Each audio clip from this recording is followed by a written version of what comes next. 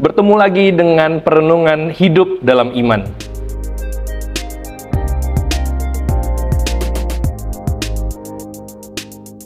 Saudara, keberhasilan biasanya dikaitkan atau terhubung dengan kemenangan, kejayaan, kekayaan, kelimpahan, maupun hal-hal yang baik lainnya.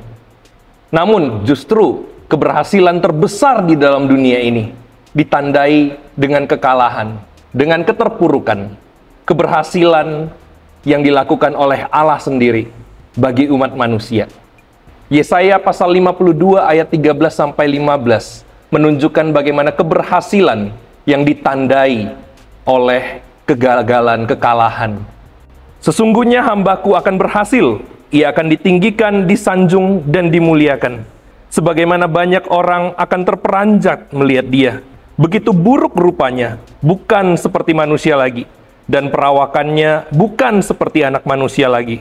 Demikianlah ia akan membuat tercengang banyak bangsa. Raja-raja akan mengatupkan mulutnya melihat dia. Sebab apa yang tidak diceritakan kepada mereka akan mereka lihat. Dan apa yang tidak mereka dengar akan mereka pahami. Keberhasilan yang dikerjakan Allah adalah keberhasilan mengalahkan dosa dan juga maut. Keberhasilan itu bukanlah sebuah kemenangan yang spektakuler, bukanlah kemenangan yang indah, melainkan kemenangan yang dicapai melalui kegagalan, melalui kekalahan, di mana Kristus Yesus yang menggenapi kegenapan akan hamba Tuhan di dalam Yesaya pasal 52-53 ini justru menandakan keberhasilannya dengan sosok yang tidak lagi seperti manusia. Yesus menggenapi janji ini, menggenapi nubuat ini, di mana dia mati di kayu salib dalam kondisi yang sangat mengenaskan. Pahlawan umumnya menang di medan perang, namun Kristus, pahlawan yang sejati, pahlawan dari segala pahlawan, raja di atas segala raja, justru menyelesaikan pertarungannya dengan kematian di kayu salib. Namun, tidak berhenti di sana. Dia bangkit dari kematian. Sosoknya yang tidak lagi seperti manusia, justru menandakan bagaimana raja-raja, orang-orang, penguasa-penguasa terperanjak melihat dia. Karena dia memenangkan segala sesuatunya melalui sebuah proses kekalahan. Yesus adalah tanda dan bukti bahwa keberhasilan tidak selalu karena kemenangan, melainkan kemenangannya adalah kemenangan mengalahkan dosa dan maut.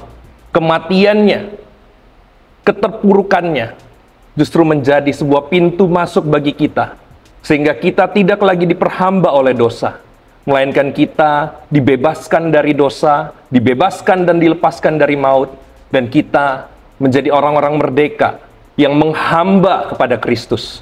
Kita sudah ditebus melalui karyanya yang ajaib, melalui karyanya yang tidak elok, karena dia sendirilah yang menerima segala hukuman itu, supaya kita tidak lagi dihukum. Bagaimana kita merespons akan kebaikan Kristus ini? Kita perlu untuk melalui segala hidup kita bukan hanya terfokus pada kemenangan demi kemenangan pribadi kita, melainkan kita melihat bagaimana kemenangan Kristus sudah menjadikan kita sebagai orang-orang yang lebih dari pemenang. Paulus menegaskan bahwa kita adalah orang-orang yang sudah lebih dari pemenang, sehingga kita tidak lagi mengejar-ngejar keindahan duniawi ini, melainkan kita mengejar kemuliaan dari Dia yang sudah menang melawan maut. Kiranya Tuhan menolong kita untuk menyambut dan memasuki masa-masa menuju Paskah ini. Tuhan Yesus memberkati.